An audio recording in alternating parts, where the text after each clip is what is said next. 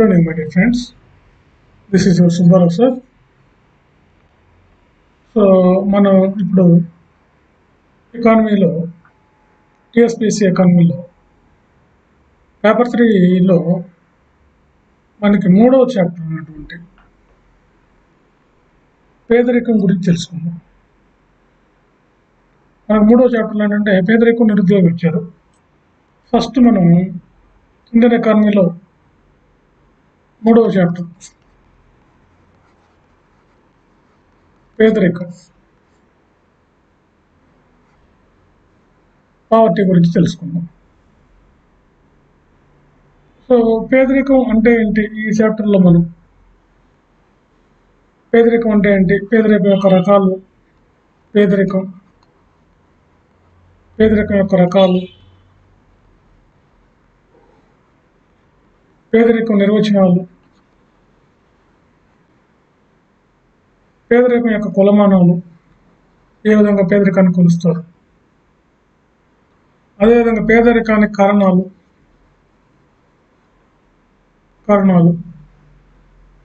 పేదరికానికి ప్రభుత్వం చేపడుతున్నటువంటి చర్యలు, ఇంకా ఇలాంటి అంశాలన్నింటినీ కూడా, అంటే పేదరిక నిర్మూలన పథకాలు, చర్యలు అంటే ఇక్కడ నిర్మూలన పథకాలు, ఇలాంటి అంశాల గురించి మనం ఈ చాప్టర్లో తెలుసుకుందాం. సో మనకి గ్రూప్ 1, గ్రూప్ 2, మీరు ముఖ్యంగా గ్రూప్ 2లో దాదాపు ఈ చాప్టర్ నుంచి మనం ఎక్కువ క్వశ్చన్స్ ఎక్స్పెక్ట్ చేయొచ్చు. దాదాపు ఈ చాప్టర్ నుంచి మనం ఒక 10 క్వశ్చన్లు, మినిమం 10 క్వశ్చన్స్ గ్రూప్ 2లో అయితే మనం ఈ ఏరియా నుంచి ఎక్స్పెక్ట్ చేయొచ్చు. Minimum 10, maximum 15 questions, 10 to 15 questions ఈ ఏరియా నుంచి మనం ఎక్స్పెక్ట్ చేయడానికి అవకాశం ఉంది. పేదరికం. సో ఇప్పుడు కానీ మనం చూడండి, పేదరికం గురించి అందరూ మాట్లాడుతుంటారు. ప్రభుత్వాలు, ప్రభుత్వ అధినేతలు, రాజకీయ నాయకులు, ప్రభుత్వ ప్రతినిధులు, ప్రభుత్వ అధికారులు, సాంఘిక సంస్కర్తలు అందరూ పేదరికం గురించి మాట్లాడుతున్నారు. పేదరికం అనేది ఒక సామాజిక ఆర్థిక సమస్య.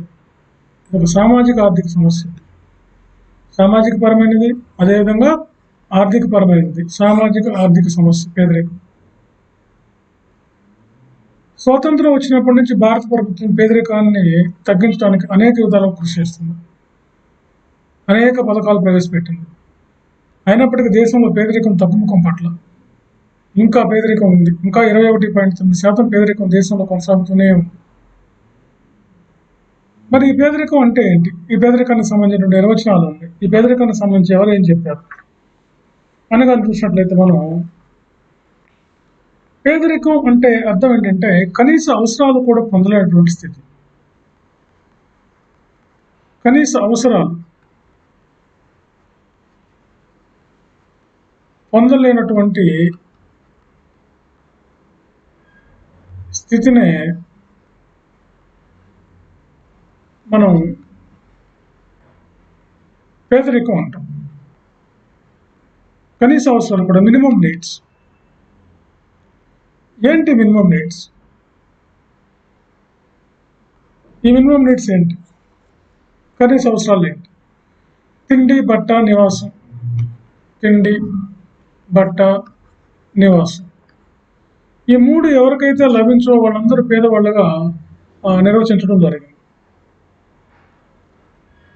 అయితే మన దేశంలో పేదరికాన్ని ఎవరు అంచనా వేస్తారు? పేదరికాన్ని నేషనల్ శాంపిల్ సర్వే ఆర్గనైజేషన్ వాళ్ళు పేదరికాన్ని అంచనా వేస్తారు. NSF వాళ్ళు ప్రతి 5 సంవత్సరాలకు ఒకసారి, 5 సంవత్సరాలకు ఒక్కసారి పేదరికాన్ని అంచనా వేస్తారు. ఎందుకంటే ఇది ఒక ప్రధానమైన సమస్య పేదరికం. కనీస అవసరాలు లేనటువంటి వాళ్ళు మన దేశంలో ఇంకా చాలామంది ఉన్నారు. ఒక పూట భోజనం దొరుకుతుందో లేదో అనేవాళ్ళు కూడా మన దేశంలో సుమారుగా 35% ఉన్నారు. 2 పూట్ల భోజనం దొరకలేనటువంటి వాళ్ళు కూడా మన దేశంలో చాలామంది ఉన్నారు. అసలు భోజనం దొరుకుతుందో లేదో కూడా డౌట్ ఉన్నటువంటి వాళ్ళు కూడా చాలామంది ఉన్నారు. కాబట్టి పేదరికం అనేది మన దేశంలో ఒక ప్రధానమైనటువంటి సామాజిక ఆర్థికపరమైనటువంటి సమస్య. అందుకే ఎకానమీలో ఇది ప్రధానమైనది. ముందు ఈ పేదరికం, నిరుద్యోగం గురించి తెలుసుకుంటేనే మనం మిగతా వాటి గురించి తెలుసుకోవడానికి అవకాశం ఉంటుంది. మనం ఈజీగా అర్థం చేసుకోవడానికి అవకాశం కూడా ఉంటుంది. స్వతంత్రం వచ్చినప్పటి నుంచి పేదరికాన్ని నిర్మూలించాలని చెప్పి ప్రభుత్వ అధినేతలు కూడా ప్రయత్నం చేస్తూనే ఉన్నారు. ఎప్పటికీ ఇది కొరకరాని సమస్యగా, తీరని సమస్యగా నిరంతరం కొనసాగుతూనే ఉంది. ప్రణాళికల కాలంలో కూడా పేదరికాన్ని చాలా వరకు, దాదాపుగా 10% వరకు తగ్గించాలి, 10% దీన్ని కట్టడి చేయాలని చెప్పి నిర్ణయించారు. అయినప్పటికీ సాధ్యపడాల 11, 12 ప్రణాళికలు. ప్రస్తుతం నీతి ఆయోగ్ కూడా ఈ ప్రణాళికల పేదరిక నిర్మూలనకు తగినటువంటి చర్యలు చేపడుతుంది. అయినప్పటికీ పేదరికం తగ్గుముఖం పట్టలేదని చెప్పి మనకు కొన్ని సర్వేలు చెప్తున్నాయి. అయితే దేశంలో పేదరికాన్ని అంచనా వేసే ఘనత ఎవరు తగ్గుతుందంటే నేషనల్ శాంపిల్ సర్వే ఆఫీస్ వాళ్ళు, NSSO వాళ్ళు ప్రతి 5 ఏళ్లకు ఒకసారి మన దేశంలో పేదరికాన్ని అంచనా వేస్తారు. నేషనల్ శాంపిల్ సర్వే ఇది 1952 నుంచి పనిచేస్తుంది. 1952 నుంచి 1950లో దీన్ని ఎస్టాబ్లిష్ చేసినప్పటికీ 52 నుంచి దీని ఆపరేషన్ స్టార్ట్ అయ్యి దీని యొక్క కేంద్ర కార్యాలయం ఢిల్లీలో ఉంటుంది. ఇది రౌండ్స్ రూపంలో NSSO వాళ్ళు పేదరికాన్ని అంచనా వేసి మనకు అందిస్తారు. అంటే ఏంటంటే ఇప్పుడు 64వ రౌండ్, 65వ రౌండ్, 66, 67, 68 ఇట్లా రౌండ్స్ ఉంటాయి. ఈ రౌండ్స్లో మనకి పేదరికానికి సంబంధించినటువంటి సమాచారాన్ని మొత్తాన్ని అందిస్తారు. అందుకే మన బుక్స్లో చూడండి 68వ రౌండ్ ప్రకారం, 69వ రౌండ్ ప్రకారం అని ఉంటుంది. కాబట్టి ఇక్కడ పేదరికం అనే నిర్వచనాన్ని కనుక మనం చూసినట్టయితే కనీస అవసరాలు కూడా తీరినటువంటి పొందలేనటువంటి వాళ్ళని మనం పేదవాళ్ళుగా చెప్పొచ్చు అనమాట. అందుకే ప్రముఖ ఆర్థికవేత్త అమర్త్య సేన్, ఈ నిర్వచనాల్లో కానీ చూస్తే ప్రముఖ ఆర్థికవేత్త అమర్త్య సేన్ పేదరికాన్ని గుడ్డివాడు సైతం చూడగలడు అని నిర్వచించాడు. గుడ్డివాడు సైతం పేదరికాన్ని చూడగలడు. ఎందుకంటే పేదరికంలో ఉండే సమస్య వాళ్ళకి కళ్ళు లేని వాళ్ళకు కూడా అర్థమవుతాయి. ఎందుకంటే సరైనటువంటి తిండి లేకపోవడం, సరైనటువంటి వసతులు లేకపోవడం, ఇవన్నీ వాళ్ళకు కూడా తెలుస్తాయి. కళ్ళు లేకపోయినప్పటికీ, విజనరీ లేకపోయినప్పటికీ వాళ్ళు పేదరికంలో ఉన్నాము అని చెప్పి వాళ్ళు ఈజీగా అర్థం చేసుకోగలుగుతారు. అందుకు అమర్త్య సేన్ అనే ఆర్థికవేత్త ఆ విధంగా చెప్పడం జరిగింది. అదేవిధంగా MS స్వామినాథన్ గారు ఏమంటారంటే ప్రముఖ వ్యవసాయ శాస్త్రవేత్త MS స్వామినాథన్ ప్రముఖ వ్యవసాయ శాస్త్రవేత్త, మన దేశంలో హరిత విప్లవ పితామహుడు. హరిత విప్లవ పితామహుడు ఈయన ఒక నిర్వచనం ఇచ్చాడు. పేదరికం అనే సముద్రంలో మనం ఒక్కరము ఒక దీవిలో సంతోషంగా నివసించలేం. పేదరికం అనే సముద్రంలో ఒక దీవి ఉందనుకోండి, ఆ దీవిలో మనం ఒక్కళ్ళం నివసించలేము అని చెప్పి, పేదరికం అనే సముద్రంలో ఒక దీవిలో మనం ఒక్కళ్ళం నివసించలేమని చెప్పి MS స్వామినాథన్ గారు దీని గురించి నిర్వచించడం జరిగింది. అదేవిధంగా వరల్డ్ బ్యాంక్ వాళ్ళు పేదరికానికి సంబంధించి ఒక నిర్వచనం ఇచ్చారు. వరల్డ్ బ్యాంక్ వాళ్ళు, ప్రపంచ బ్యాంక్ వాళ్ళు. వరల్డ్ బ్యాంక్ వాళ్ళు ఏం చెప్తున్నారంటే కనీస జీవన ప్రమాణాన్ని పొందలేనటువంటి స్థితిని, కనీస జీవన ప్రమాణాన్ని పొందలేనటువంటి స్థితిని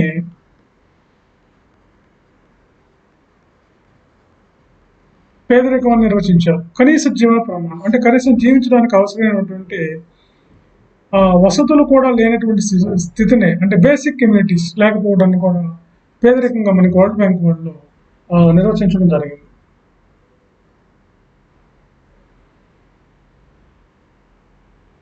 అందుకే మహాత్మా గాంధీ గారు కూడా ఏమంటారంటే భారతదేశంలో నిజమైన స్వాతంత్రాన్ని పేదలు పేదరికం నుండి బయటకు వచ్చినప్పుడు మాత్రమే పొందగలుగుతారు అని నిర్వచించారు.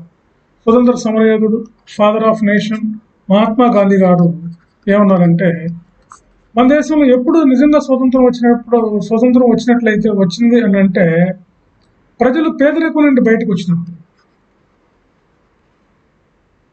పేదరికం నుండి ప్రజలు కానీ బయటకు వచ్చినప్పుడు నిజమైనటువంటి స్వాతంత్రాన్ని మనం పొందగలుగుతాము అని చెప్పి, పేదరికం అనేది ఒక పెద్ద సమస్య అని చెప్పి గాంధీ గారు పేదరికం నుంచి ప్రజలు నిజంగా బయటకు వచ్చినప్పుడే స్వతంత్రాన్ని పొందగలమని చెప్పి నిర్వచించడం జరిగింది. అంటే మొత్తం మీద మనం ఏం చెప్పొచ్చు అంటే పేదరికం అంటే కనీస అవసరాలు కూడా తీరినటువంటి స్థాయిని పొందలేనటువంటి స్థితిని మనం పేదరికంగా చెప్పొచ్చు. కాబట్టి పేదరికం కొలిన్ క్లార్క్ అనేటువంటి ఎకానమిస్ట్ ప్రకారం పేదరికం ఏ రూపంలో ఉన్నా ఏ విధంగా ఉన్నా ఆర్థిక వ్యవస్థకు చెడును కలుగజేస్తుంది. It is harmful to economy at any cost, at any where, at any form. So పేదరికం అనేది ఒక డేంజర్ అన్నమాట, ఒక అపాయం. కాబట్టి పేదరికం అనేది మన దేశంలో ఒక ప్రధానమైనటువంటి ఆర్థిక సామాజిక సమస్య. కాబట్టి ఫ్రెండ్స్, ఇక్కడ మనం పేదరికం అంటే ఏంటి, పేదరిక నిర్వచనాలు చూస్తున్నాం. పేదరికం అంటే కనీస అవసరాలు కూడా పొందలేనటువంటి స్థితిని పేదరికం అంటున్నాం. ఆమర్త్యన్ ఏమంటున్నారంటే పేదరికం అంటే గుడ్డివాడు సైతం కూడా పేదరికాన్ని గుర్తించగలడు, చూడగలడు అని చెప్తున్నారు ఆమర్త్యన్ అనే ప్రముఖ ఆర్థికవేత్త, భారతీయ ఆర్థికవేత్త, నోబెల్ ప్రైజ్ విన్నర్, మొదటి భారతీయుడు, నోబెల్ ప్రైజ్ పొందినటువంటి మొదటి భారతీయుడు అమర్త్యన్. అదేవిధంగా ఎంఎస్ స్వామినాథన్, అర్థశాస్త్రమైన ఫాదర్ ఆఫ్ గ్రీన్ రెవల్యూషన్, అంటే హరిత విప్లవ పితామహుడైనటువంటి ఎంఎస్ స్వామినాథన్, ప్రముఖ వ్యవసాయ శాస్త్రవేత్త అయినటువంటి ఎంఎస్ స్వామినాథన్ ఏమంటారంటే, మనం సముద్రంలో పేదరికం అనే ఒక దీవిలో, సముద్రం అనే దాంట్లో పేదరికం అనేటువంటి ఒక దీవిలో మనం ఒక్కళ్ళమే నివసించలేము. You cannot live in one and only island in the ocean అని చెప్పి ఆయన చెప్పడం జరిగింది. యూ కెనాట్ లివ్ అనమాట in this island in the ocean. ఇలాంటి దాంట్లో మనం నివసించలేము, ఒక దీవిలో మనం ఒక్కళ్ళమే నివసించలేమని చెప్పడం జరిగింది. గాంధీ గారు కూడా స్వతంత్రాన్ని పొందినప్పుడు, అంటే పేదరికం నుంచి నిజంగా బయటకు వస్తేనే మనం స్వతంత్రం పొందినట్లుగా గాంధీ గారు వివరించారు. కాబట్టి రకరకాలుగా పేదరికాన్ని గురించి చెప్పడం జరిగింది. మొత్తం మీద మనం ఏం చెప్పొచ్చు అంటే, వరల్డ్ బ్యాంక్ వాళ్ళు చెప్పినటువంటి దాన్ని మనం ఆమోదయోగ్యంగా తీసుకుంటే కనీస జీవన ప్రమాణాన్ని పొందలేనటువంటి స్థితిని మనం పేదరికం అనవచ్చు అని చెప్పి మనం చెప్పచ్చు. కనీస జీవన ప్రమాణాలు, తిండి, బట్ట, నివాసం మొదలైనవి ఎక్కడైతే ఉండవో అలాంటి స్థితిని మనం పేదరికంగా మనం చెప్పచ్చు. అయితే పేదరిక రకాలు ఏంటి? పేదరికం యొక్క రకాలు.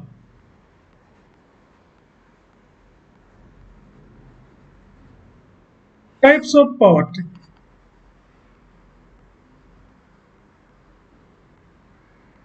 పేదరికం యొక్క రకం. పేదరికాన్ని మనం ప్రధానంగా రెండు రకాలుగా విభజించవచ్చు. పేదరికాన్ని పేదరికాన్ని ప్రధానంగా మనం రెండు రకాలుగా విభజించవచ్చు. ఎట్లా రెండు రకాలుగా? ఒకటి నిర్బంధ పేదరికం.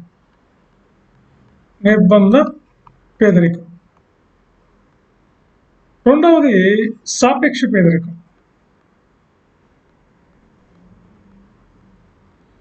ఈ నిర్బంధ పేదరికాన్ని ఇంగ్లీష్లో అబ్సల్యూట్ పావర్టీ అంటారు. దీన్నేమో రిలేటివ్ పావర్టీ అంటారు. సాపేక్ష పేదరికం. సరే, పేదరికం రకాలు తెలుసుకోబోయే ముందు ఇంకొకటి ఏంటంటే, మనం ఎన్ఎస్ఎస్ఓ వాళ్ళు, ఎక్రాస్ సమితి ప్రకారం ఎన్ఎస్ఎస్ఓ వాళ్ళు, నేషనల్ శాంపుల్ ఆర్గనైజేషన్ వాళ్ళు మన దేశంలో పేదరికాన్ని అంచనా వేయడానికి ప్రధానంగా 5 రకాల అంశాలను తీసుకుంటారు. ఇందులో ఆహార వస్తువులు, ఆహారేతర వస్తువులు ఉన్నాయి. అంటే ఫుడ్ ఆర్టికల్స్, నాన్ ఆహారేతర వస్తువులు, నాన్ ఫుడ్ ఆర్టికల్స్ ఉన్నాయి. ఎలా తీసుకుంటున్నారు ఆహారేతర వస్తువులు అంటే? ఈ 5 రకాలు ఏంటంటే ఎన్ఎస్ఎస్ వాళ్ళు యాక్చువల్గా యునైటెడ్ నేషన్ ఆర్గనైజేషన్ వాళ్ళ యొక్క సూచనల మేరకు 2016 నుంచి 2016లో వీటి గురించి చెప్పడం జరిగింది. యునైటెడ్ నేషన్ ఆర్గనైజేషన్ వాళ్ళు అంటే యునైటెడ్ నేషన్ ఆర్గనైజేషన్ వాళ్ళ ప్రకారం ఎవరు పేదవాళ్ళు అంటే, ఎవరైతే వస్త్రాలు అంటే క్లాత్స్ ఉండవు, 2 అంటే బట్టలు అన్నమాట. వస్త్రాలు అంటే ఏంటంటే ఇక్కడ బట్టలు, వస్త్రాలు. 2 గృహ వసతి అంటే హౌస్, పక్కా హౌసెస్ అన్నమాట, పక్కా ఇల్లు. 3 పాదరక్షలు అంటే షూస్ లేదా ఫుట్వేర్ అంటారు ఇంగ్లీష్లో. ఫుట్వేర్. 4 మన్నిక గల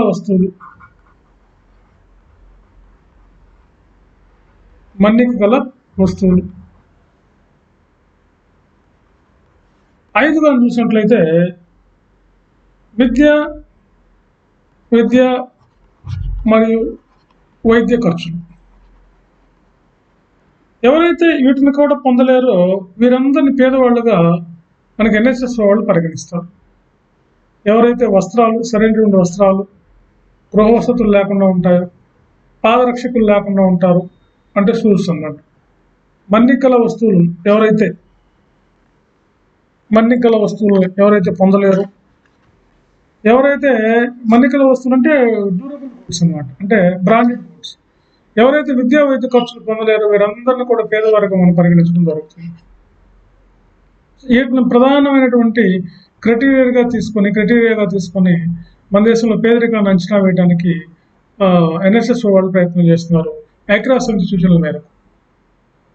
ఓకే, క్లియర్. కాబట్టి ఇప్పుడు మన పేదరికం రకాలకు వచ్చేద్దాం. ఒకసారి వెనక్కి వెళ్ళిపోతే మన పేదరికం రకాలలోకి వెళ్తే, లోతుల్లోకి వెళ్తే ఏమున్నాయి పేదరికం రకాలు? సాపేక్ష పేదరికం, నిరపేక్ష పేదరికం అన్నాం. ఫస్ట్ నిరపేక్ష పేదరికం. పేదరికం రకాల్లో మొదటిది నిరపేక్ష పేదరికం. నిరపేక్ష పేదరికం అంటే ఏంటంటే కనీస అవసరాలు, మినిమం నీడ్స్ కూడా పొందలేనటువంటి స్థితి. అంటే కనీస వినియోగ వ్యయం కూడా లేనటువంటి స్థితి. నో ఇన్కమ్ కన్జంప్షన్ అనమాట. వినియోగ వ్యయం, నో ఎక్స్పెండిచర్ ఆఫ్ కన్జంప్షన్ అనమాట. కనీస వినియోగము అంటే కనీసం మనకు కావాల్సినటువంటి తిండి, బట్ట, నివాసం ఇలాంటివి కూడా లేనటువంటి స్థితిని నిరపేక్ష పేదరికం అంటారు. కనీస వినియోగ వ్యయం,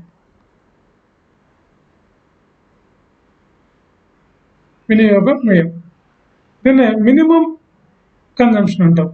minimum income consumption, minimum income or minimum consumption లేదా మినిమం కన్జంప్షన్. ఇది లేనటువంటి స్థితిని మనం ఏమంటాం అంటే నిరపేక్ష పేదరికం అంటాం. నిరపేక్ష పేదరికంగా చూసినట్లయితే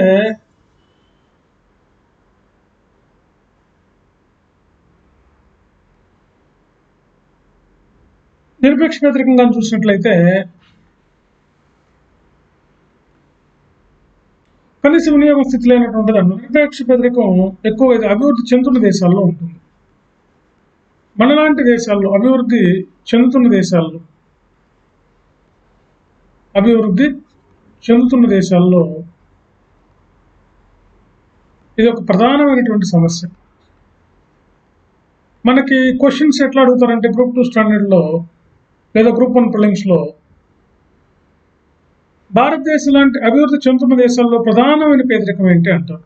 ఇప్పుడు మన దేశంలో ప్రధానమైన పేదరికం ఏంటంటే నిరపేక్ష పేదరికం. కనీస వినియోగ వ్యయం కూడా ఉండదు, మినిమం కన్జంప్షన్ కూడా ఉండదు, no minimum consumption. Okay, right. Next రెండవదిగా చూసినట్లయితే మనము సాపేక్ష పేదరికం. సాపేక్ష పేదరికం అంటే ఇక్కడ ఉన్నత వర్గాల వాళ్ళని పేదరికం. సాపేక్ష పేదరికం అంటే ఏంటంటే ఉన్నత ఆదాయ వర్గాల వారిని తక్కువ ఆదాయ వర్గాలతో పోల్చి చెప్పడం.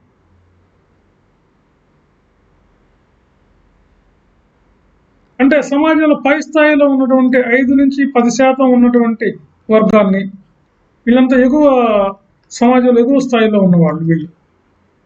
అదేవిధంగా సమాజంలో దిగువ స్థాయిలో ఉన్నటువంటి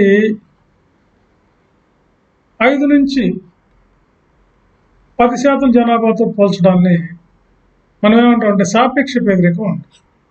ఇది ఒక పోలిక, ఇది కంపారిజన్. సింపుల్గా చెప్పాలంటే ఎక్కువ ఆదాయం వచ్చే వర్గం నుండి, అంటే ఎక్కువ ఆదాయ వర్గం వారిని అధిక ఆదాయ వర్గం వారిని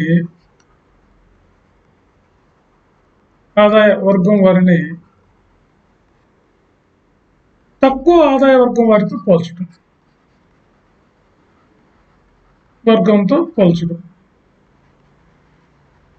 అంటే ఇప్పుడు మనం ఎట్లా చేయొచ్చు, ఇప్పుడు ఉదాహరణకి ఒక ఐటీ ఎంప్లాయీస్ తీసుకోండి, లేదా పెద్ద పెద్ద బడా పారిశ్రామికవేత్తలు తీసుకున్నాం, ముఖేష్ అంబానీ లాంటి వారికి వచ్చే ఆదాయంతో పోలిస్తే చిన్న చిన్న వ్యాపారస్తులకి వచ్చే ఆదాయం చాలా తక్కువగా ఉంటుంది.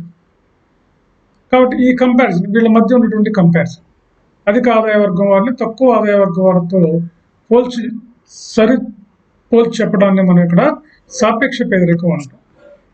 అయితే భారతదేశం లాంటి దేశాల్లో ఇక్కడ నిరపేక్ష ఉంటుంది, అదేవిధంగా సాపేక్ష పేదరికం ఉంటుంది.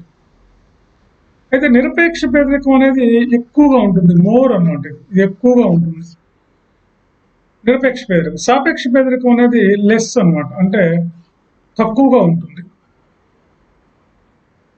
అభివృద్ధి చెందిన దేశాల్లో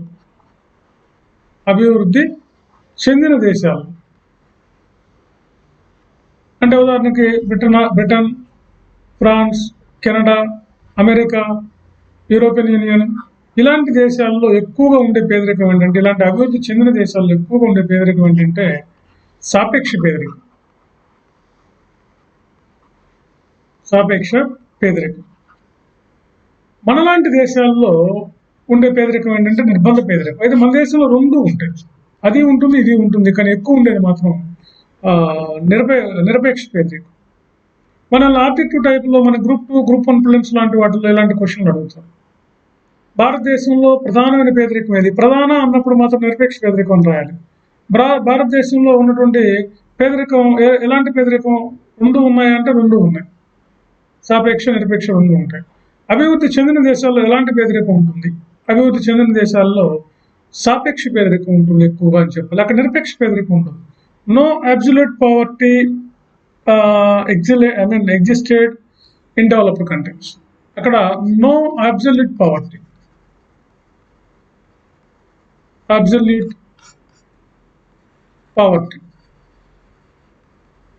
ఇన్ డెవలప్డ్ కంట్రీస్, అక్కడ ఎలాంటిది ఉండదు అనమాట. కాబట్టి ఇప్పుడు మన ఫ్రెండ్స్, ఇప్పుడు మన సాపేక్ష పేదరికం అంటే ఏంటి, నిరపేక్ష పేదరికం అంటే ఏంటి, సాపేక్ష అంటే ఏంటి ఇక్కడ మనం తెలుసుకున్నాం. నిరపేక్ష అంటేనేమో కనీస వినియోగ వ్యయం కూడా లేనటువంటి, కనీస అవసరాలు కూడా పొందలేనటువంటి స్థితిని. సాపేక్ష అంటే ఏమంటున్నాం?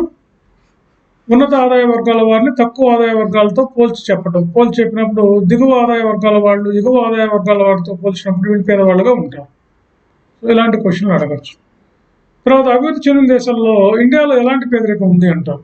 ఇండియాలో ఉన్నది నిరపేక్ష. పాకిస్తాన్ అడిగారు అనుకోండి, పాకిస్తాన్లో కూడా నిరపేక్ష ఉంటుంది. అదేవిధంగా శ్రీలంక అన్నారు అనుకోండి, శ్రీలంకలో కూడా నిరపేక్ష ఉంటుంది. ఎందుకంటే ఇక్కడ ఇవన్నీ కూడా అభివృద్ధి చెందుతున్న దేశాలు, ఒకే స్టేట్మెంట్ అనమాట. అభివృద్ధి చెందుతున్న దేశాల్లో ఈ పేదరికం ఉంటుందని చెప్పచ్చు. అదే అమెరికాలో ఎలాంటి పేదరికం ఉంటుంది, ఇలాంటి క్వశ్చన్లు అడుగుతారు. అమెరికాలో ఎలాంటిది ఉంటుంది?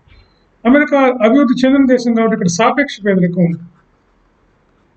బ్రిటన్లో కానీ, ఫ్రాన్స్లో కానీ, ఇటలీ కానీ, ఇక ఏ దేశమైనా తీసుకోండి ప్రపంచంలో, ఆ దేశాల్లో పేదరికం సాపేక్ష పేదరికం ఉంటుంది, రిలేటివ్ పవర్టీ. అభివృద్ధి చెందిన దేశాల్లో నిరపేక్ష పేదరికం ఉండదు, ఇది గుర్తుపెట్టుకోవాలి. నిరపేక్ష పేదరికం ఎట్టి పరిస్థితుల్లోనూ నిరపేక్ష పేదరికం ఉండదు.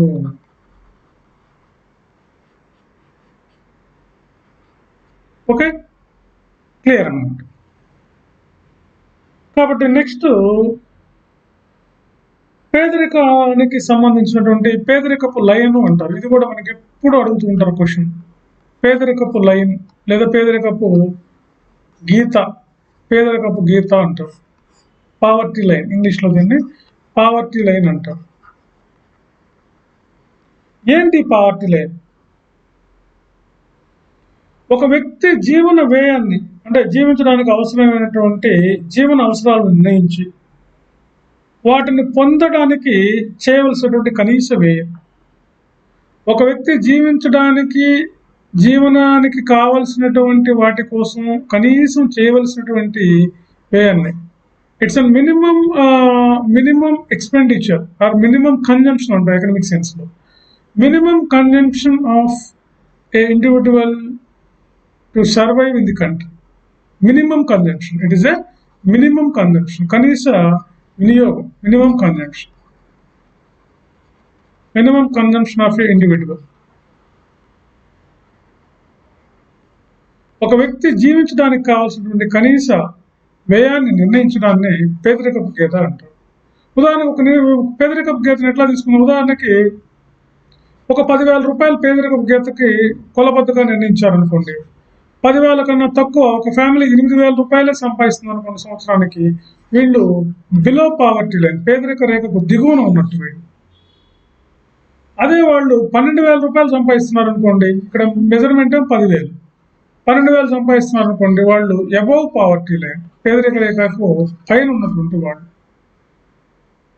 It's a minimum consumption criteria which is given by planning commission. Planning commission అంటే ఇక్కడ ఏంటంటే పేదరిక రేఖ గీతను నిర్ణయించడం, మినిమం మనిషి జీవించడానికి కావాల్సినటువంటి మినిమం వ్యయం నిర్ణయించడాన్ని పేదరిక గీత అంటారు. 10,000, 8,000 ఉంటే బీపీఎల్ ఫ్యామిలీస్, 10,000 పైన ఉంటేనేమో అది ఏపీఎల్ ఫ్యామిలీస్ అంటారు. కాబట్టి ఈ విధంగా పేదరిక రేఖకు ఏపీఎల్, బీపీఎల్ అని చెప్పి మనకు నిర్ణయించడం జరిగిందనమాట. తర్వాత పేదరికాన్ని కొలవడానికి, మనం పేదరికాన్ని అంచనా వేయడానికి మన దేశంలో అనేక కమిటీలు అనేక రకాలుగా పనిచేశాయి. వాటిల్లో మనం కానీ చూసినట్లయితే ఇంకొక మెజర్మెంట్ అంటే పేదరికాన్ని కొలవడానికి మన వాళ్ళు 1969లో పౌష్టికాహార నిపుణుల సంఘం, పౌష్టికాహార నిపుణుల సంఘం అంటే దీన్ని ఎక్స్పర్ట్ గ్రూప్ అంటారు. ఎక్స్పర్ట్ గ్రూప్ ఏం చేస్తుందంటే, ఎవరైతే గ్రామాల్లో 2,400 క్యాలరీల ఆహారాన్ని ఒక రోజుకి, పట్టణ ప్రాంతాల్లో ఎవరైతే 2,100 క్యాలరీల ఆహారాన్ని ఒక రోజుకి తీసుకుంటారో, అంతకన్నా తక్కువ, ఇంతకన్నా తక్కువ తీసుకుంటారో వారందరిని పేదవారిగా గుర్తించారు. వీరంతా కూడా BPL families, below poverty line కింద పేదరిక రేఖకు దిగువన జీవిస్తున్నట్లుగా మనకి ఎక్స్పర్ట్ గ్రూప్ నిర్ణయించడం జరిగింది. నిపుణుల సంఘం అంటారు ఎక్స్పర్ట్ గ్రూప్ అంటే. గ్రామాల్లో ఏమో 2,400, పట్టణాల్లో 2,100 క్యాలరీ. ఇక్కడ దీన్ని ఎట్లా నిర్ణయిస్తున్నారు, ఈ మెజర్మెంట్, ఈ పేదరిక కేంద్రాన్ని ఎట్లా కొలవడానికి ప్రయత్నం చేస్తున్నారంటే, ఇక్కడ ఆహారాన్ని ఆధారంగా చేసుకుని కొలవడానికి ప్రయత్నం చేస్తున్నారు. ఆహారాన్ని, food consumption is the main criteria ఇక్కడ, ఫుడ్ కన్జంప్షన్. ఎందుకంటే పట్టణ ప్రాంతాల్లో శారీరక శ్రమ ఉన్నది కాబట్టి వీళ్ళు 2,100 తీసుకున్నా సరిపోతుంది. గ్రామీణ ప్రాంతాల్లో శారీరక శ్రమ ఉంటుంది, అందుకని వాళ్ళు 2,400 క్యాలరీలు తీసుకోవాలన్నమాట. కాబట్టి దీని ఆధారంగా మన వాళ్ళు పేదరికాన్ని నిర్ణయించడానికి, పేదరికానికి ప్రధానమైన ప్రాతిపదికగా ఈ క్రైటీరియా, ఈ మెజర్మెంట్ని, ఈ కొలమానాన్ని తీసుకోవడం జరిగిందనమాట. 1969లో ఎన్నిసార్లు అడిగారు. గ్రామీణ ప్రాంతాల్లో 1969 ఎక్స్పర్ట్ గ్రూప్ ప్రకారం ఒక రోజుకి ఎన్ని క్యాలరీల ఆహారం తీసుకోవాలి అంటే 2,400. అంతకన్నా తక్కువ తీసుకున్న వారిని ఎలా గుర్తిస్తారంటే బీపీఎల్ ఫ్యామిలీ కింద ఉన్నట్టు, బిలో పావర్టీ లైన్ కింద ఉన్నట్టుగా గుర్తిస్తారు. అదే 2,400 క్యాలరీల కన్నా ఎక్కువ తీసుకున్నారు అనుకోండి, వాళ్ళు పేదరికానికి పైన ఉన్నట్టు, అబౌవ్ పావర్టీ లైన్లో ఉన్నట్టు.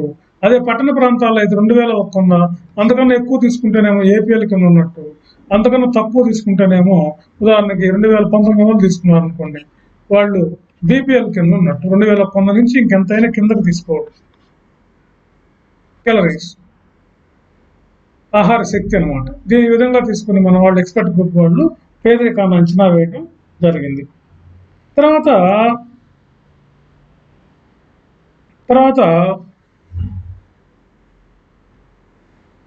1973లో 74లో పేదరిక రేఖను గీతను నిర్ణయించడం, అంటే ఈ పేదరిక గీతను నిర్ణయించడానికి క్యాలరీస్ తీసుకున్నారు అనమాట. అక్కడ మరలా పేదరిక గీతను నిర్ణయించడానికి, జీవన ప్రమాణాన్ని అంచనా వేయడానికి వీళ్ళు వినియోగ వ్యయాన్ని తీసుకున్నారు.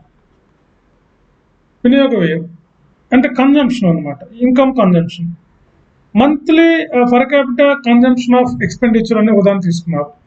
Monthly per capital income consumption అని ఉదాహరణ తీసుకున్నారు. దీన్ని ఎంపీసీఈ అంటారు. మంత్లీ పర్ క్యాపిటల్ కన్జంప్షన్ ఇట్లా తీసుకున్నారు. Monthly per capital consumption expenditure, MPC, monthly per capital consumption expenditure. అంటే నెలసరి తలసరి వినియోగం అని అర్థం. అంటే నెలకు ఒకసారి నెలసరి తలసరి వినియోగాన్ని, అంటే ఇప్పుడు పేదరిక గీతలు నిర్ణయించడం కోసం తీసుకున్న పద్ధతులు అనమాట. ఈ పేదరిక అంచనా వేయడం కోసం ఆ గీతల ముందు పేదరిక గీతను ఎట్లా నిర్ణయిస్తారంటే ఇట్లా అనమాట. ఇక్కడ నెలసరి తలసరి కనీస వినియోగం, okay, monthly per capital consumption expenditure, కనీస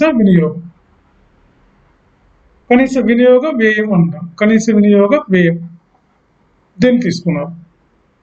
దీన్ని తీసుకొని అప్పుడు ఎట్లా నిర్ణయించారంటే, గ్రామాల్లో in rural areas 49% as for MTC, గ్రామాల్లో 49 రూపాయలు కానీ నెలకి అంతకన్నా తక్కువ సంపాదించేవాళ్ళు. పట్టణ ప్రాంతాల్లో 56 రూపాయలు, ఇక్కడ 49 రూపాయలు, పట్టణ ప్రాంతాల్లో 50 రూపాయలు తీసుకున్నారు. అయితే కాలానుగుణంగా ఇది పెరుగుతూ వచ్చింది. తర్వాత ఏంటంటే ఇది మనకి పెంచుకుంటూ వచ్చారు. అప్పుడు 73-74 నాటికి గ్రామీణ ప్రాంతాల్లో ఎవరైతే 49 రూపాయలు అంతకన్నా తక్కువ సంపాదిస్తారో వాళ్ళంతా బీపీఎల్ కింద ఉన్నట్టు. పట్టణ ప్రాంతాల్లో ఎవరైతే 56 రూపాయలు అంతకన్నా తక్కువ సంపాదిస్తారో వాళ్ళంతా బీపీఎల్ కింద ఉన్నట్టు. 56 రూపాయల పైన ఉంటేనేమో ఏపీఎల్ కింద ఉన్నట్టు.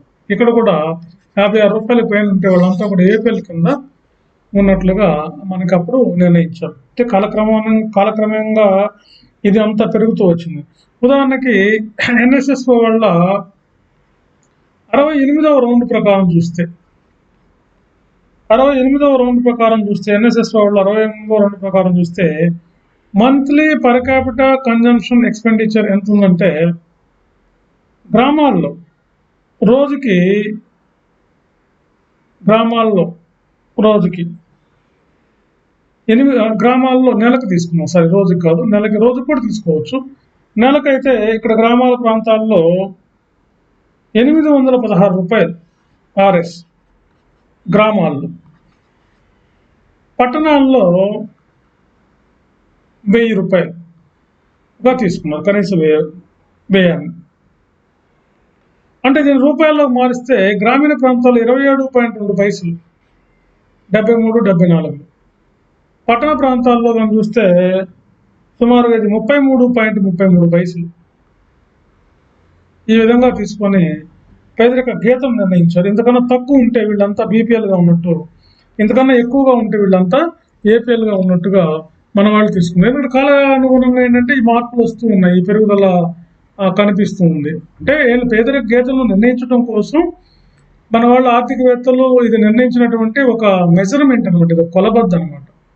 ఎట్లా అంటే ఒక కనీస వినియోగ వ్యయాన్ని ఆధారంగా చేసుకొని ఎంత ఉంటే వాళ్ళు అంతకన్నా తక్కువ ఉంటేనేమో బీపీఎల్లో ఉన్నట్టు, అంతకన్నా తక్కువ ఉంటే, అంతకన్నా ఎక్కువ ఉంటేనేమో ఏపీఎల్లో ఉన్నట్టుగా నిర్ణయించారు. కాబట్టి 73-74లో ఏంటంటే ఇంతకుముందు ఆహారాన్ని ప్రధానంగా తీసుకుని అంచనా వేయడం జరిగింది.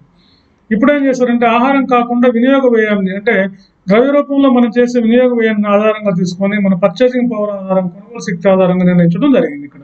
దీని ప్రకారంగా చూస్తే గ్రామీణ ప్రాంతాల్లోనేమో సుమారుగా 816 రూపాయలు లేదా 27.2 రూపాయల రోజుకి, లేదా నెలకు 816 రూపాయలు ఎవరైతే సంపాదిస్తారో అంతకన్నా తక్కువ సంపాదిస్తారో వాళ్ళంతా బీపీఎల్ కింద ఉన్నట్టు. పట్టణ ప్రాంతాల్లో 1000 రూపాయలు లేదా 33.33 రూపాయలు రోజుకి సంపాదిస్తారు. నెలకైతేనేమో 1000 రూపాయలు, రోజుకైతేనే 33.33 రూపాయలు ఎవరైతే సంపాదిస్తారో వాళ్ళందరూ కూడా పేదరికం కింద ఉన్నట్లుగా మనకి, పేదరికం అంటే బీపీఎల్ ఫ్యామిలీస్ కింద ఉన్నట్టుగా మనకి పేదరికం యొక్క అది నిర్ణయించడం జరిగింది అనమాట. ఎన్ఎస్ఎస్ వాళ్ళు చెప్పడం జరిగింది. అయితే అన్ని కూడా ఒక ఖచ్చితమైనటువంటి అంచనాలు ఒక్కొక్కళ్ళు ఒక్కొక్కలా అంచనా వేస్తున్నారు మన దేశంలో, భారతదేశంలో. అయితే భారతదేశంలో దారిద్ర్య రేఖను నిర్ణయించేటప్పుడు కనీస ఆహార స్థాయి, వస్త్రాలు, పాదరక్షకులు, ఇంధనం, కాంతి అంటే లైట్, విద్య, ఆరోగ్యం సంబంధమైనటువంటి వాటిని కనీస అవసరాలుగా తీసుకుంటున్నారు. అయితే మన దేశంలో ఏం చేస్తున్నారంటే ఈ కనీస వినియోగాన్ని నిర్ణయించడానికి లేదా పేదరిక గీతం నిర్ణయించడానికి దారిద్ర్య రేఖను, అంటే బీపీఎల్ పేదరిక గీతం నిర్ణయించడం కోసం మన దేశంలో ఏం చేస్తున్నారంటే ఇక్కడ వస్త్రాలు, ఇందాకే అనుకున్నాం మనం, వస్త్రాలు, పాదరక్షలు అంటే చెప్పులు, ఇంధనం అంటే ఫ్యూయల్, ఇంధనం, తర్వాత క్రాంతి లైట్, ఎలక్ట్రిసిటీ అనొచ్చు లేదా లైట్ అనొచ్చు, తర్వాత విద్య, ఆరోగ్యం మొదలైనవి తీసుకొని మన దేశంలో పేదరికపు గీతను లేదా కనీస వినియోగ వ్యయాన్ని నిర్ణయిస్తున్నారు.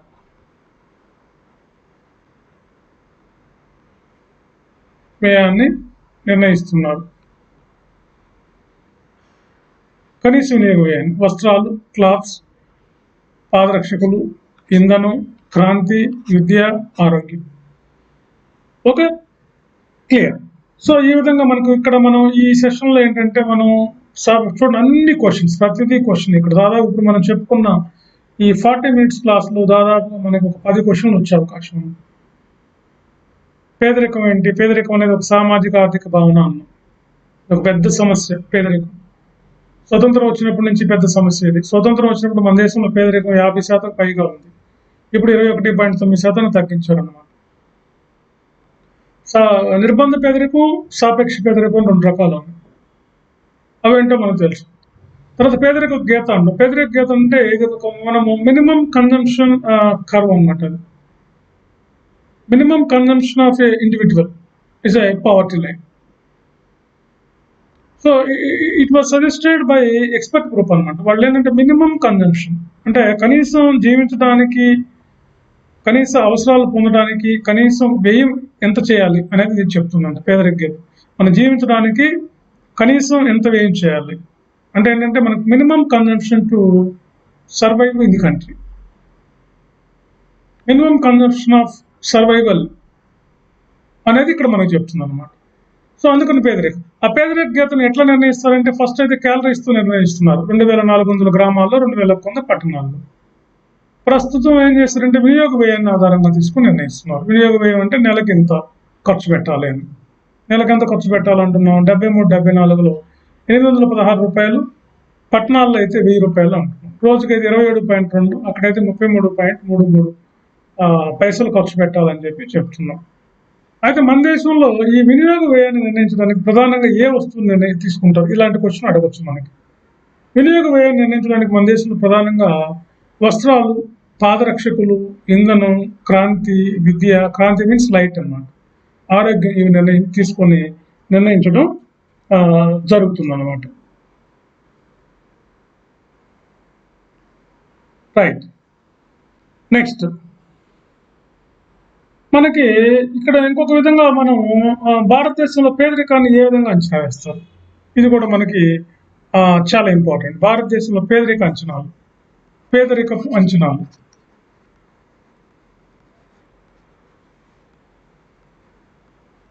పేదరికపు అంచనాలు. సో భారతదేశంలో పేదరికాన్ని అంచనా వేయడానికి కాస్త మనం చారిత్రకంగా కానీ చూసినట్లయితే మనకి ఫస్ట్ పేదరిక అంచనాలు ఎవరు వేశారంటే దాదాబాయి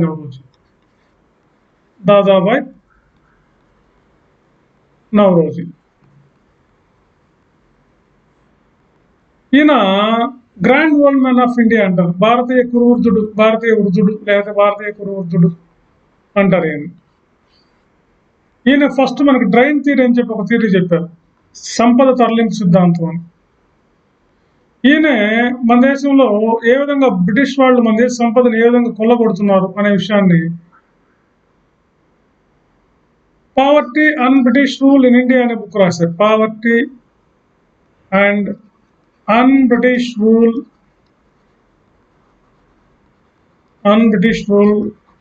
ఇన్ ఇండియా అనే ఒక బుక్ రాశారు. ఆ బుక్లో ఈయన దీని గురించి చెప్పడం జరిగింది. ట్రైన్ థియరీ, ఏ విధంగా సంపద మన దేశం తరలిపోతుందో. దానిలో భాగంగా నేను మొదట మన దేశంలో పేదరికాన్ని అంచనా వేశాను. ఈయన స్వాతంత్ర్యం తర్వాత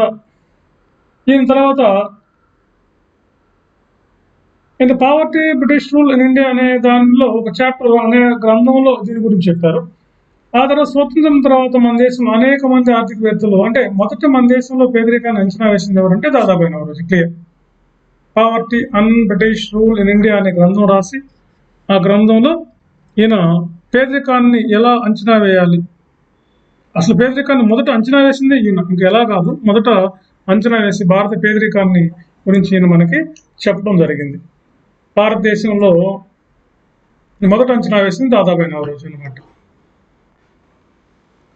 ఈయన తర్వాత చాలా మంది అంచనా వేశారు. వాళ్ళల్లో మనం కానీ కొంతమందిని కానీ చూస్తే రాత్ అండ్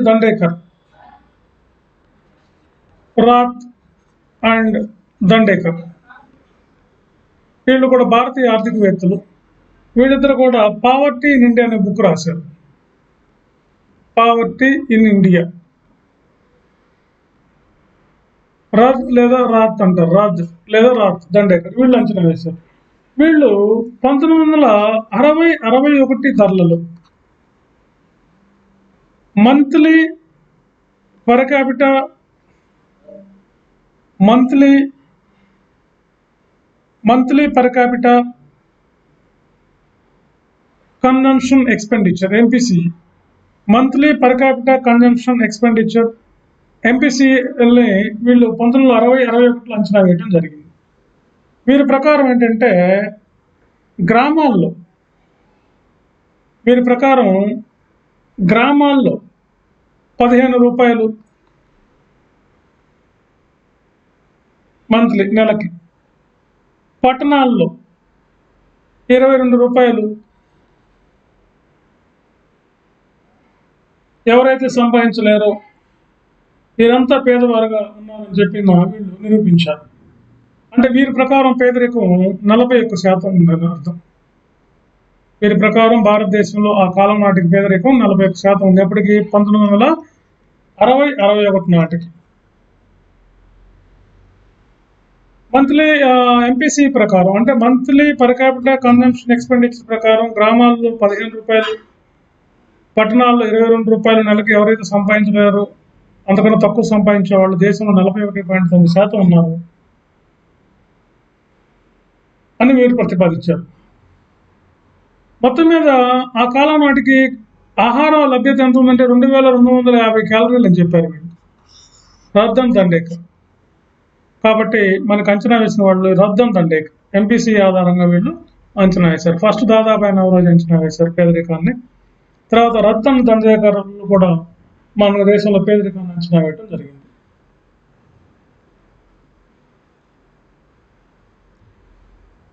తర్వాత ఇంకా చాలా మంది మన దేశంలో పేదరికాన్ని అంచనా వేశారు. వాళ్ళలో ఇంకొంతమందిని చూద్దాం మనం. ఎవరెవరు ఎట్లా వాళ్ళ అంచనాలు ఏ విధంగా రూపొందించారు అనే విషయాలు మనం చూసినట్లయితే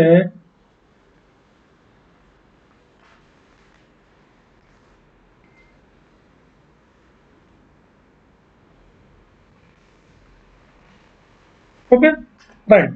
ఇంకా కొంతమంది ఆర్థికవేత్తల్లో మనం ప్రధానంగా మిన్హాస్ అహుల్వాలియా,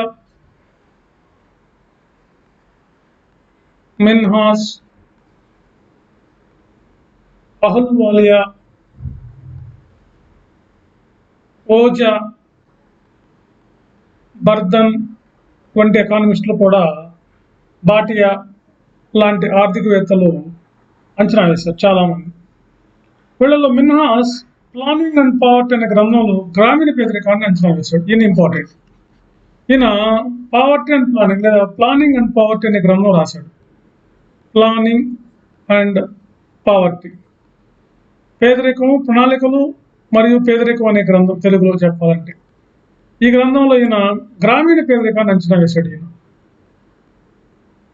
గ్రామీణ పేదరికం ఈయన గ్రామీణ పేదరికాన్ని అంచనా వేసి ఆనాటి గ్రామీణ పేదరికం ఎంత ఉందో ఈ పుస్తకంలో చెప్పాడు. ఆయన సుమారుగా 30% పైగా ఉందని చెప్పాడు. అంటే ఈయన గ్రామీణ పేదరికం 37.1% ఉందని చెప్పాడు ఈయన మిన్హాస్. తర్వాత అహుల్వాలియా అంచనాలో అహుల్వాలియా ఏం చెప్తున్నాడంటే అహుల్వాలియా 56.5% అని చెప్తున్నాడు పేదరికం. తర్వాత బర్దన్ పీకే బర్దన్ ఏం చెప్తున్నారంటే సుమారుగా 54% పేదరికం ఉందని చెప్తారు పీకే బర్దన్. అయితే మొత్తం మీద మనం అహుల్వాలియా 56.5 అంటే పీకే బర్దన్ 54.2% అంటే మనకి మిన్హాస్ మాత్రం 37.1% ఉంటున్నాడు. నేను గ్రామీణ పేదరికాన్ని అంచనా వేశాడు. వీళ్ళందరూ అంచనాల్లో కానీ చూస్తే మనకి 37.1 తక్కువగా కనిపిస్తుంది. అంటే మిన్హాస్ అంచనాలు తక్కువగా ఉన్నాయని చెప్పి మనం చెప్పచ్చు.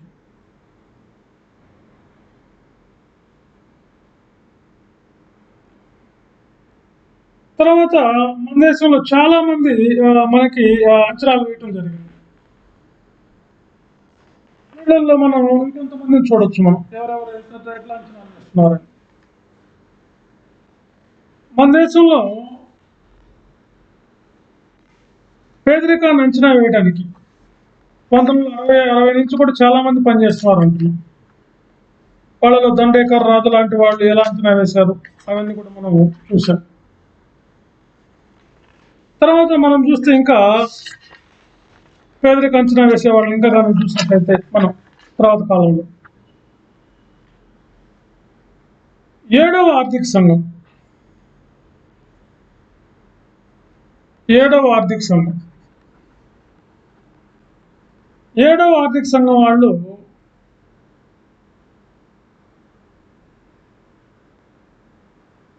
వాళ్ళు ప్రైవేటు వ్యయానికి ప్రభుత్వ వ్యయానికి అంటే ప్రైవేటు వ్యయానికి ప్రభుత్వ వ్యయాన్ని చేర్చి ఒక కొత్త పేదరిక రేఖను నిర్ణయించారు. ప్రైవేటు వ్యయానికి ప్రభుత్వ వ్యయాన్ని యాడ్ చేశారు. అంటే ప్రైవేటు వ్యయంకి ప్రభుత్వ వ్యయాన్ని యాడ్ చేసి వీళ్ళు ఆగ్మెంటెడ్ పవర్టీ లైన్ అని చెప్పి ఒకదాన్ని ఏర్పాటు చేశారు. ఆగ్మెంటెడ్ పవర్టీ లైన్ అనే కొత్త కాన్సెప్ట్. ఆగ్మెంటెడ్ పవర్టీ లైన్ అంటే ఏంటంటే ఇక్కడ ప్రైవేట్ వ్యయము ప్రభుత్వ వ్యయం రెండు కలిసి ఉంటాయి. దీన్ని ఒకటి అభివృద్ధి చేయడం జరిగింది అనమాట. తర్వాత గౌరవ్ దత్, మార్టిన్ రెవిలియన్ లాంటి వాళ్ళు పావర్టీ గ్యాప్ అనేటువంటి ఒక కాన్సెప్ట్ ని డెవలప్ చేశారు. పావర్టీ గ్యాప్ దీన్ని ఎవరు చేశారంటే పావర్టీ గ్యాప్ అనే దాన్ని రెవిలియన్ అండ్ మార్టిన్ రెవిలియన్, గౌరవ్ దత్ అనే వాళ్ళు పావర్టీ గ్యాప్ అనేటువంటి ఒకదాన్ని ఏర్పాటు చేశారు. అంటే పేదరికంలో వచ్చే ఆ వాక్యూమ్ అనమాట, గ్యాప్ ఎలా వచ్చింది ఇది చేశారు. దీన్ని regional disparities and the poverty in India అనే దాంట్లో దీన్ని వ్యక్తపరిచారు. వీళ్ళు పావర్టీ గ్యాప్ అంటే ఏంటో దీంట్లో వీళ్ళు చెప్పడం జరిగింది. యాక్చువల్గా ఈ మార్టిన్ రెవిలియన్ అంచనాల్లో ప్రధానంగా ఏం చెప్తున్నారంటే వీళ్ళు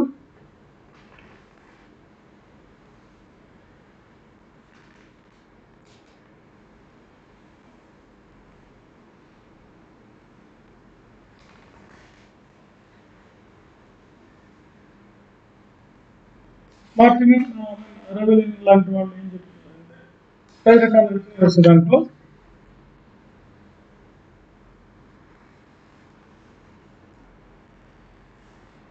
వీళ్ళు మార్టిన్ రెవిలియన్ వాళ్ళు దీన్ని ఎట్లా తీసుకుంటున్నారంటే వీళ్ళు జాతీయ పేదరిక రేఖ విలువకు వివిధ రాష్ట్రాల్లోని ఎంపీసీని తీసుకొని అంటే మంత్లీ పర్ క్యాపిటా కన్జంప్షన్ ఎక్స్పెండిచర్ని తీసుకొని వాటి మధ్య గల వ్యత్యాసాన్ని బట్టి ఆ రాష్ట్రాల్లోని పేదరిక సాంద్రతను లెక్కించడానికి ఉపయోగిస్తున్నారు. అంటే రాష్ట్రాల్లో ఉన్నటువంటి సగటు కనీస రాష్ట్రాల్లోని నెలసరి తలసరి కనీస వినియోగ వ్యయాన్ని ఆధారంగా చేసుకుని పేదరిక రేఖను నిర్ణయించడానికి చూస్తాం. దాన్ని పావర్టీ గ్యాప్ అంటారు. అంటే మనం సింపుల్గా చెప్పాలంటే మీకు అర్థం కావాలంటే పావర్టీ గ్యాప్ ఇండెక్స్ అనే దాన్ని ఎట్లా తీసుకుంటున్నారంటే వీళ్ళు పేదరిక రేఖకు విలువ అంటే బీపీఎల్ బిలో పావర్టీ లైన్ మరియు అనుకుంటే below poverty line BPL families minus సగటు ఒక రాష్ట్రంలోని సగటు ఎంపీసీ విలువ అంటే ఒక రాష్ట్రంలోని కనీస వినియోగ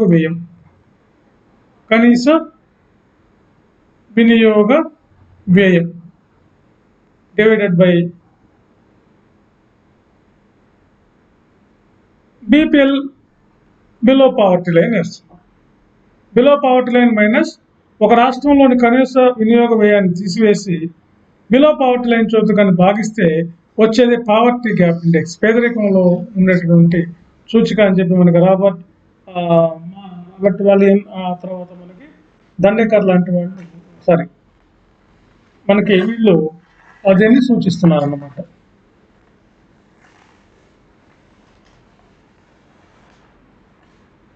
ఓకే, దీన్ని గౌరవ్ దత్ అండ్ మార్టిన్ రెవిలియన్ లాంటి వాళ్ళు దీన్ని వృద్ధి చేశారు పావర్టీ గ్యాప్ ఇండెక్స్. అంటే ఏం లేదండి, ఇది కొంచెం కన్ఫ్యూజన్గా ఉంది, అదంతా మర్చిపోండి, సింపుల్గా చెప్తాను, గుర్తుపెట్టుకోండి. బిలో పావర్టీ లైన్లో నుంచి కనీస వినియోగ రాష్ట్రాల యొక్క ఎంపీసీఎం. ఎంపీసీ అంటే monthly per capital consumption expenditure. అంటే గ్రామాల్లో రాష్ట్రాల్లోని నెలసరి తలసరి వినియోగ వ్యయాన్ని బీపీఎల్ ఫ్యామిలీస్ యొక్క రేఖ యొక్క విలువలో నుంచి తీసివేసి దాన్ని బీపీఎల్ రేఖ యొక్క విలువతో భాగిస్తే వచ్చేది పావర్టీ గ్యాప్ ఇండెక్స్ అని చెప్పి మనకి వీళ్ళు చెప్పడం జరిగిందనమాట. Okay, clear, right. నెక్స్ట్ ఇంకా మనం 1993లో లగ్డావాలా కమిటీని నియమించారు. 1993లో లగ్డావాలా కమిటీ ఇది కూడా మరొక ముఖ్యమైనటువంటి కమిటీ. ఈ కమిటీ రాష్ట్రాల మధ్య ఉండేటువంటి ధరల వ్యత్యాసాన్ని ఆధారంగా చేసుకొని ఆ రాష్ట్రాల వినియోగదారుల ధరల సూచికను ఆధారంగా పేదరికాన్ని గణించాలని చెప్పి ప్రయత్నం చేసింది. అంటే రాష్ట్రాల మధ్య ఉన్నటువంటి ధరల వ్యత్యాసాన్ని, అంటే ధరల్లో ఉన్నటువంటి వ్యత్యాసాన్ని తీసుకొని అదేవిధంగా ఆ రాష్ట్రాల్లో ఉన్నటువంటి వినియోగదారుల ధరల సూచికను తీసుకొని ఈ లగ్డావాలా కమిటీ పేదరికాన్ని గణించడానికి ప్రయత్నం చేసింది. ఇప్పటికి కూడా మనం లగ్డావాలా సూచనలు తీసుకుని మన దేశాల్లో ఎన్ఎస్ఎస్ఓ వాళ్ళు పేదరికాన్ని ఇప్పటికీ అంచనా వేస్తున్నారు. లగ్డావాలా కమిటీ సూచనల ఆధారంగానే అంటే రాష్ట్రాల్లో ఉన్నటువంటి ధరల వ్యత్యాసాన్ని తీసుకొని ఆ రాష్ట్రాల్లో ఉన్నటువంటి వినియోగదారుల ధరల సూచిక అంటే ప్రైస్ లిస్ట్, వినియోగదారులు అంటే కన్జ్యూమర్స్ యొక్క ప్రైస్ లిస్ట్ను ఆధారంగా చేసుకొని వీళ్ళు లగ్డావాలా కమిటీ పేదరికాన్ని గణించడానికి ప్రయత్నం చేసింది. అదే లగ్డావాలా కమిటీ అంచనాలు అంటారు. Okay, right. తర్వాత ఎన్ఎస్ఎస్ఓ వాళ్ళు నేషనల్ శాంపిల్ సర్వే ఆర్గనైజేషన్ వాళ్ళు మనకి దేశంలో మనం పేదరికాన్ని అంచనా వేయడానికి ప్రయత్నం చేస్తూనే ఉన్నాం. ఎన్ఎస్ఎస్ఓ వాళ్ళు 27వ రౌండ్లో, ఇందాక రౌండ్స్ అన్నాం మనం, 27వ రౌండ్లో అంటే 73, 74లో వీళ్ళు వేసినటువంటి పేదరిక అంచనాన్ని 73, 74 దాన్ని 27 రౌండ్ అంటారు. దీని ప్రకారం దేశంలో పేదరిక శాతం 55% ఉందని చెప్పారు వీళ్ళు. అంటే సుమారుగా 32 కోట్ల మంది దేశంలో పేదవాళ్ళు ఉన్నారంట 73, 74 నాటికి, ఆర్థిక సంస్కరణల ముందు ఎన్ఎస్ఎస్ఓ వాళ్ళు చెప్తున్నారు. తర్వాత వీళ్ళు ఎన్ఎస్ఎస్ఓ వాళ్ళ అంచనాల్లో 50వ రౌండ్లో చూస్తే దాదాపు 50వ రౌండ్ ఎప్పుడు వేశారంటే 93, 94లో. అప్పుడు కానీ చూసినట్లయితే దాదాపు 36% పేదవాళ్ళు ఉన్నారు. అంటే ఇది కూడా దగ్గర 32 కోట్లు 50వ రౌండ్లో. 61వ రౌండ్లో కానీ చూస్తే ఇది 2004-05లో వేశారు. 61వ రౌండ్లో కానీ చూస్తుంటే సుమారుగా 27.5% మంది పేదవాళ్ళు ఉన్నారు. అంటే సుమారుగా 30 కోట్ల మంది. తర్వాత 68వ రౌండ్ ఎన్ఎస్ఎస్ఓ వాళ్ళ యొక్క అంచనాలను, పేదరిక అంచనాలు రౌండ్స్ అంటారు. 68వ రౌండ్లో కానీ చూస్తే 2011-12 బేస్ ఇయర్ ప్రైసెస్ అన్నమాట. ఇది కానీ చూస్తే పేదరిక శాతం 21.9% ఉంది. దీన్నే మనం ఎక్కువ మంది ఫాలో అవుతున్నాం. దాదాపు 26.97 కోట్ల మంది పేదవారు ఉన్నారు 68 రౌండ్ ప్రకారం. అది ఇదే కాలంలో రంగరాజన్ కమిటీ 2011-12లో రంగరాజన్ కమిటీ అంచనాలు వేసింది. 2011-12లో రంగరాజన్ కమిటీ. ఈ కమిటీ అంచనాల ప్రకారం దేశంలో పేదరికం 29% అని చెప్తున్నారు. 29.5% అంటే 36 కోట్ల మంది దేశంలో పేదవారు ఉన్నారని చెప్పి రంగరాజన్ కమిటీ చెబుతుంది. 11-12 ధరల ఆధారంగా దీన్ని 2000లో అప్లై చేశారు, అపాయింట్ చేశారు అన్నమాట ఈ కమిటీ. సో కాబట్టి లగ్డావాలా కమిటీ తర్వాత ఎన్ఎస్ఎస్ఓ వాళ్ళు 27వ రౌండ్లోనేమో 55% అంటే 32 కోట్ల మంది ఉన్నారు. అదేవిధంగా 50వ రౌండ్లో దాదాపుగా 93-94 36% మంది పేదవాళ్ళు 32 కోట్ల మంది ఉన్నారు. అదేవిధంగా 61వ రౌండ్లో 2004-05లో చూస్తే 27.5 అంటే 30 కోట్ల మంది పేదవారు ఉన్నారు. 68వ రౌండ్ 2011-12 ఇది ఇంపార్టెంట్. ఇక్కడ చూస్తే మనం 21.9 మంది పేదవాళ్ళు దాదాపుగా 26.97 కోట్ల మంది పేదవాళ్ళు ఉన్నారని రంగరాజన్ కమిటీ ఏమో మనకు చూస్తే 2011-12 అంచనా వేశారు. వీళ్ళేమో 29.5% ఉన్నారు. అంటే 36 కోట్ల మంది పేదవారు ఉన్నారని చెప్పి మనకి రంగరాజన్ కమిటీ చెప్తుంది. దీని తర్వాత కూడా చాలా కమిటీలు అంచనా వేశాయి. అన్ని కమిటీల గురించి మనం ఒక్కొక్క కమిటీ గురించి మనం డీటెయిల్డ్గా తెలుసుకోవడానికి అవకాశం ఉంది ఫ్రెండ్స్. ఓకే, సో మనం నెక్స్ట్ సెషన్లో మిగతా పేదరిక అంచనాలు ఏ కమిటీలు ఎంతెంత వేసాయో వాటి గురించి మనం తెలుసుకుందాం. Okay, thank you.